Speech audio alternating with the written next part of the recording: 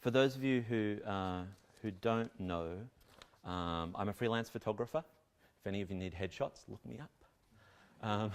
I'd really rather not go back into retail.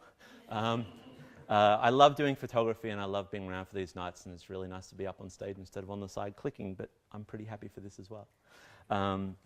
But I want to do a piece. I went along to a particular gig, a fashion event, where they had one of those tiers of the different sort of multi-layer sort of cake stand, and all these little mini cupcakes, like gourmet, amazing, like melt in your mouth, die and be happy cupcakes.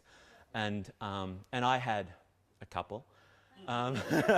But on the whole, the cupcakes were left. Other people had sushi and champagne and whatever it was. And so I decided to write a piece from the perspective of the cupcake called the Sad Cupcake. So this is the story of the Sad Cupcake and how it got so sad. It had been created with love and care. Ingredients sourced, sorted, sifted, stirred through, portioned out, placed in a colourful paper and baked in a warm oven where the fan-forced air finessed and caressed it into a fully fledged cupcake. It was then coated with the most delicious topping and dusted with the finest layer of icing and was as perfect a cupcake as cupcake could be. It was then shipped out with its brother and sister cupcakes for an ever so important event, the cupcake prepared to meet with the very lips of destiny. But something went wrong.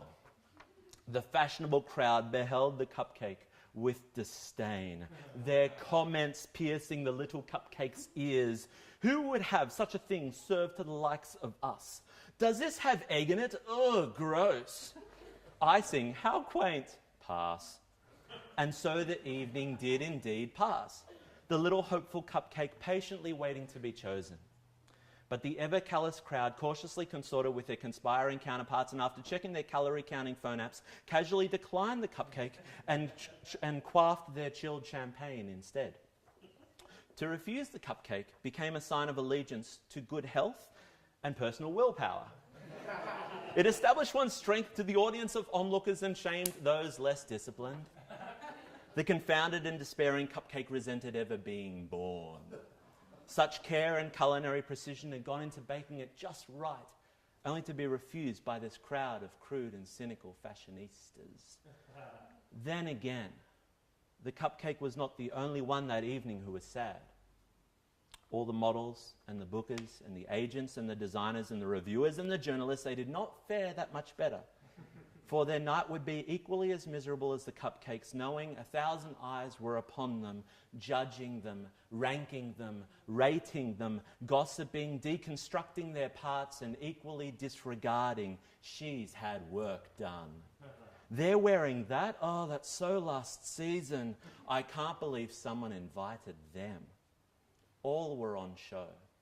All, like the cupcake, would be displayed, examined, critiqued, and eventually discarded. And so you see, the misery was shared between the uneating and the uneaten, and both would ask the question in their lament, will I ever just be savoured? Thank you.